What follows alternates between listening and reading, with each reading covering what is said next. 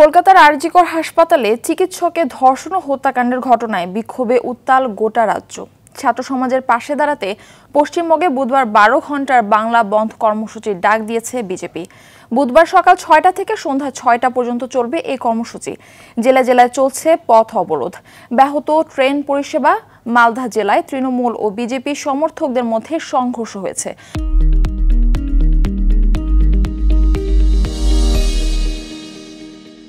চলছে প্রধান দুই দলের সমর্থকদের স্লোগান পাল্টা স্লোগান।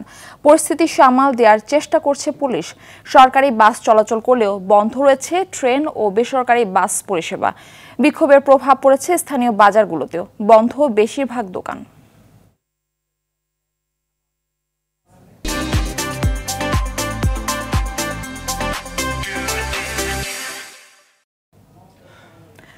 দর্শক, এ বিষয়ে কলকাতা থেকে সবশেষ পরিস্থিতি জানাচ্ছেন সহকর্মী পরমাশিস ঘোষ রায়।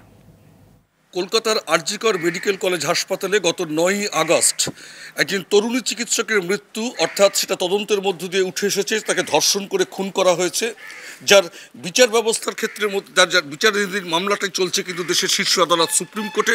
তদন্ত করছে দেশের জাতীয় তদন্তকারী সংস্থা সেন্ট্রাল ব্যুরো অব ইনভেস্টিগেশন। প্রশাসনিক ব্যর্থতার দাবি করে পশ্চিমবঙ্গের ছাত্র যুব সমাজ এবং যৌথ সংগ্রাম মঞ্চ গতকাল কিন্তু পশ্চিমবঙ্গ রাজ্য প্রশাসনের যে সচিবালয় নবান্ন কিন্তু অভিযানের ডাক দিয়েছিল।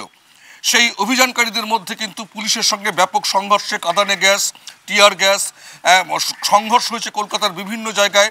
হাওড়া সাঁতরাগাছিতে হয়েছে, কলেজ স্কোয়ারে হয়েছে, মহাত্মা গান্ধী রোডে হয়েছে।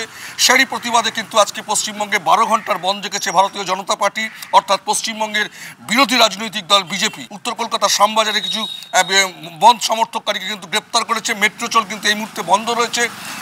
বনগাঁয় কিন্তু ট্রেন চলাচলের ক্ষেত্রে লাইনে এসে কিন্তু অবরোধকারীরা কিন্তু অবরোধ করার চেষ্টা করছে। শান্তিপুরে বিজেপির সাংসদ জগন্নাথ সরকারও কিন্তু সামিল হয়েছেন। কলকাতায় সেই মুহূর্তে কিন্তু ধর্মতলায় আজকের দিনে দাঁড়িয়ে কিন্তু ট্রাম বাস, পাবলিক ট্রান্সপোর্ট কিন্তু কম আছে। কিন্তু গতকালই কিন্তু সরকারের তরফ থেকে রাজ্যের মুখ্যমন্ত্রী মমতা বন্দ্যোপাধ্যায়ের উপদেষ্টা আলাপন বন্দ্যোপাধ্যায় জানিয়ে দিয়েছেন সরকার সব রকমভাবে সচল রাখবে। বন্ধ সমর্থনকারীদের কাছে অনুরোধ করেছেন এবং সাধারণ মানুষের কাছে অনুরোধ করেছেন আপনারা বন্ধে সামিল হবেন না।